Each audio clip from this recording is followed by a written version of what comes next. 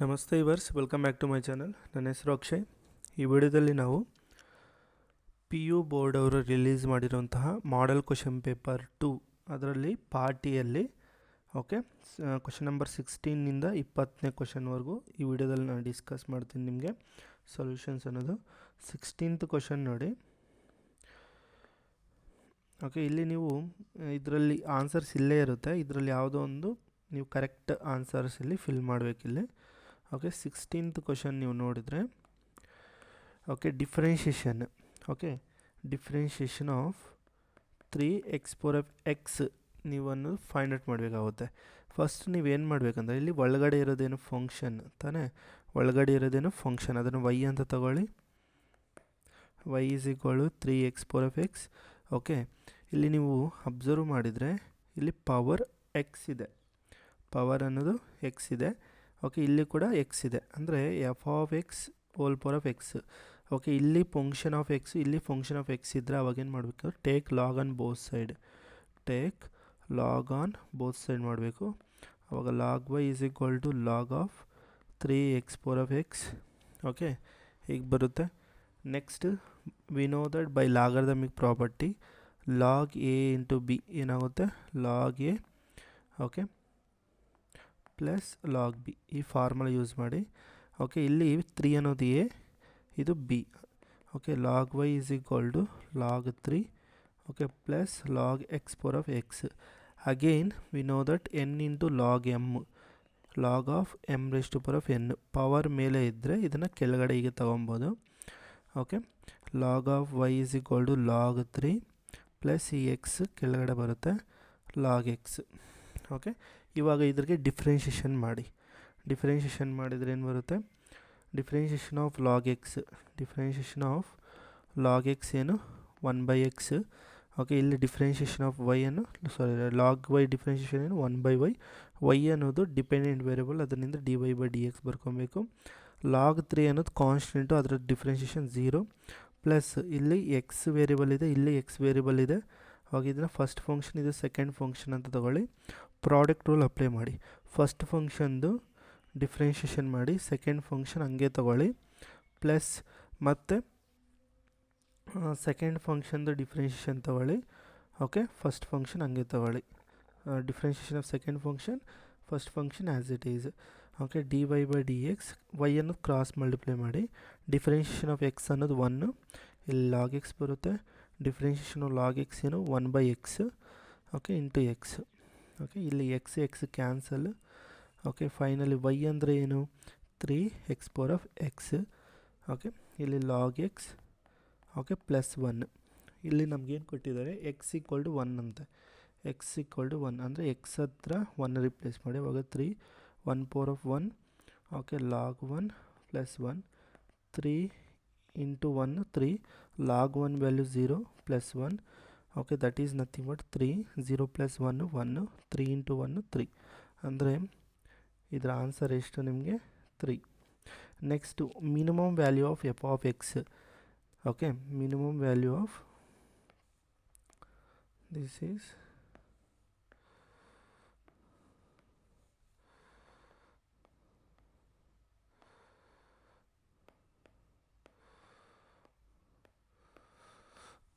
minimum value of f(x) = mod of x plus 2 minus 1. f(x) = mod of x plus 2 minus 1. Then minimum value ಕೇಳಿದ್ದಾರೆ. ನಿಮಗೆ ಗೊತ್ತಿರಲಿ. ಇಲ್ಲಿ X ಹತ್ರ ನೀವು ಏನು ತೊಗೊಳ್ತೀರಾ, ಎಕ್ಸ್ ಹತ್ರ ಏನು ತೊಗೊತೀರಾ, ಎಕ್ಸ್ ಹತ್ರ -2 ತೊಗೊಳ್ಳಿ. x = -2 ತೊಗೊಂಡ್ರೆ ಈ ಕಂಪ್ಲೀಟ್ ವ್ಯಾಲ್ಯೂ ಏನಾಗುತ್ತೆ 0. f ಆಫ್ -2 ಏನಾಗುತ್ತೆ, mod ಆಫ್ -2 ಪ್ಲಸ್ 2 ಮೈನಸ್ 1. ಅವಾಗ ಇದೇನಾಗುತ್ತೆ ನಮಗೆ 0 -1. ಇದು -1 ಬರುತ್ತೆ, ಎಫ್ ಆಫ್ -2. ಅದೇ ಎಫ್ ಆಫ್ 0 ತೊಗೊಂಡ್ರೆ ಏನಾಗುತ್ತೆ, mod 0 plus 2 2 -1. F of 0 value 2 -1, mod 2 value 2 2 -1 1. ಅಂದರೆ ಮಿನಿಮಮ್ ವ್ಯಾಲ್ಯೂ ಎಷ್ಟು -1. -1 ಅನ್ನೋದು ಮಿನಿಮಮ್ ವ್ಯಾಲ್ಯೂ ಆಗುತ್ತೆ. ಇಲ್ಲ ಅಂದರೆ ಇದ್ರ ಮೆಥಡ್ ಹೆಂಗೆ ಮಾಡ್ತೀರಾ ಅಂದರೆ ನೋಡಿ, ಮಾಡ್ ಎಕ್ಸ್ ಪ್ಲಸ್ ಟು ಮಾಡ್ಯುಲಸಲ್ಲಿ ನೀವು ಯಾವುದೇ ವ್ಯಾಲ್ಯೂ ತೊಗೊಳ್ಳಿ ಅದ್ರ ವ್ಯಾಲ್ಯೂ ಅನ್ನೋದು ಆಲ್ವೇಸ್ ಪಾಸಿಟಿವ್ ಇರುತ್ತೆ, ಅಂದರೆ greater than or equal to zero ಇರ್ಬೋದು, ಇಲ್ಲಾಂದರೆ ಅದಕ್ಕಿಂತ ಜಾಸ್ತಿ ಇರುತ್ತೆ. ಓಕೆ, ಇಲ್ಲಿ ನಮಗೆ ಎಕ್ಸ್ಟ್ರಾ ಏನಿದೆ -1, ಅದನ್ನು -1 ಬೋತ್ ಸೈಡ್ ತೊಗೊಳ್ಳಿ. ಅವಾಗ mod of X plus two -1 greater than or equal to -1. Okay, this is nothing but what? This is nothing but F of X is greater than or equal to -1. Okay, ಅದರಿಂದ minimum value ಎಷ್ಟು? -1 start ಮಾಡ್ಬೋದು. ಇದು method 2. Okay, -1 ಅನ್ನೋದು minimum value ಆಗುತ್ತೆ. Okay, ನೀವೀಗೆ solve ಮಾಡ್ಬೋದು. Clear ಆಯ್ತು ಅಂದ್ಕೊಂಡಿದ್ದೀನಿ. Next find the number of arbitrary constants in the particular solution of a differential equation of third order. Okay, number of ಇಲ್ಲೇನು ಕೊಟ್ಟಿದ್ದಾರೆ? Find the number of arbitrary constants in the particular solution of a differential equation of third order. ಇವಾಗ for example general solution of nth order differential equation as n arbitrary constants ಇರುತ್ತೆ, ಗೊತ್ತಿದೆ ಇದು ನಮಗೆ. Okay, general solution of nth order differential equation as n arbitrary constants. Okay, ಇದು ಗೊತ್ತಿದೆ ನಮಗೆ. ಅದೇ particular solution ತೊಗೊಂಡ್ರೆ ಏನಾಗುತ್ತೆ? ಪರ್ಟಿಕ್ಯುಲರ್ ಜನರಲ್ ಸೊಲ್ಯೂಷನ್ ಅಂದರೆ ಅದರಲ್ಲಿ ನಿಮಗೆ ಕಾನ್ಸ್ಟೆಂಟ್ಸ್ ಇರುತ್ತೆ, ಆರ್ಬಿಟರಿ ಕಾನ್ಸ್ಟೆಂಟ್ಸ್. ಅದೇ ಪರ್ಟಿಕ್ಯುಲರ್ ಸೊಲ್ಯೂಷನ್ ತೊಗೊಂಡ್ರೆ ಓಕೆ ನಿಮಗೇನಾಗುತ್ತೆ? ಕಾನ್ಸ್ಟೆಂಟ್ಸ್ ಅನ್ನೋದು ಎಲಿಮಿನೇಟ್ ಆಗುತ್ತೆ. ಓಕೆ, ಕಾನ್ಸ್ಟೆಂಟ್ಸ್ ಅನ್ನೋದು ಇರಲ್ಲ. ಪರ್ಟಿಕ್ಯುಲರ್ ಸೊಲ್ಯೂಷನಲ್ಲಿ ಕಾನ್ಸ್ಟೆಂಟ್ಸ್ ಅನ್ನೋದು ಇರಲ್ಲ, ನೋ ಕಾನ್ಸ್ಟೆಂಟ್ಸ್. ಓಕೆ, ಇದೇನು ಕೇಳ್ತಾ ಇದ್ದಾರೆ? Find the number of ಆರ್ಬಿಟರಿ constant in the particular solution. ಅವಾಗ ಏನಾಗುತ್ತೆ? 0 ಆಗುತ್ತೆ. 0 ಬಿಕಾಸ್ ಕಾನ್ಸ್ಟೆಂಟ್ಸೇ ಇರಲ್ಲ. ಓಕೆ, ಪರ್ಟಿಕ್ಯುಲರ್ ಸೊಲ್ಯೂಷನಲ್ಲಿ ನಮಗೆ ಕಾನ್ಸ್ಟೆಂಟ್ಸ್ ಅನ್ನೋದು ಇರಲ್ಲ. ಆದರೆ ಜನರಲ್ ಸೊಲ್ಯೂಷನಲ್ಲಿ ನಮಗೆ ಓಕೆ ಎಷ್ಟು ಆರ್ಡರ್ ಇರುತ್ತೋ ಅಷ್ಟು ನಮಗೆ ಆರ್ಬಿಟರಿ ಕಾನ್ಸ್ಟೆಂಟ್ಸ್ ಅನ್ನೋದು ಇರುತ್ತೆ. ಓಕೆ, ಆರ್ಡರ್ ಎಷ್ಟಿರುತ್ತೋ ಅಷ್ಟು ಆರ್ಬಿಟರಿ ಕಾನ್ಸ್ಟೆಂಟ್ಸ್. ಅದೇ ಜನರಲ್ ಸೊಲ್ಯೂಷನಲ್ಲಿ. ಅದೇ ಪರ್ಟಿಕ್ಯುಲರ್ ಸೊಲ್ಯೂಷನಲ್ಲಿ no constants. Okay, next 19th question ನೋಡಿ. The scalar product of okay then is -10 then the value of lambda. Scalar product ಅಂತ ಕೇಳ್ತಾ ಇದೆ. ಓಕೆ, ಸ್ಕೇಲರ್ ಪ್ರಾಡಕ್ಟ್ ಅಂದ್ರೂ ಒಂದೇ, ಡಾಟ್ ಪ್ರಾಡಕ್ಟ್ ಅಂದ್ರೂ ಒಂದೇ.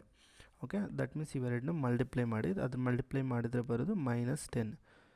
ಓಕೆ, ಡಾಟ್ ಪ್ರಾಡಕ್ಟ್ ಎಷ್ಟು? ಕ್ವಶನ್ ನಂಬರ್ ಅದು 19, ಇದು 18, 19. ಓಕೆ, ಅಂದರೆ ಇವೆರಡನ್ನೂ ಮಲ್ಟಿಪ್ಲೈ ಮಾಡಿ, ಕೊಟ್ಟಿರೋ ಎರಡು ವೆಕ್ಟರ್ಸ್ನ ಮಲ್ಟಿಪ್ಲೈ ಮಾಡಿ. Lambda i plus j -3k. Okay, dot okay scalar product ಅಂದ್ರೂ ಒಂದೇ, ಡಾಟ್ ಪ್ರಾಡಕ್ಟ್ ಅಂದ್ರೂ ಒಂದೇ.